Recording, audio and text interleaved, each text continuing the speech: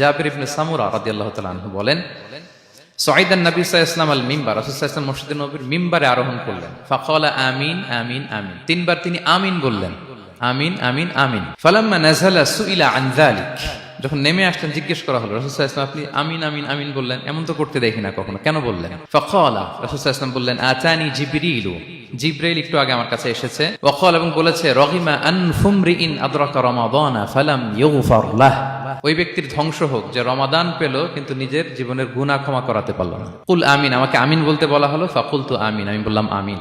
সম্মানিত সুধী, রাসূল সাল্লাল্লাহু আলাইহি ওয়াসাল্লামের পক্ষ থেকে বদদোয়া, হুঁশিয়ারি এবং তাদের ধ্বংসের জন্য রাসূল সাল্লাল্লাহু আলাইহি ওয়াসাল্লাম আমিন বলেছেন। কে আমিন বলেছেন বলেন তো সবাই?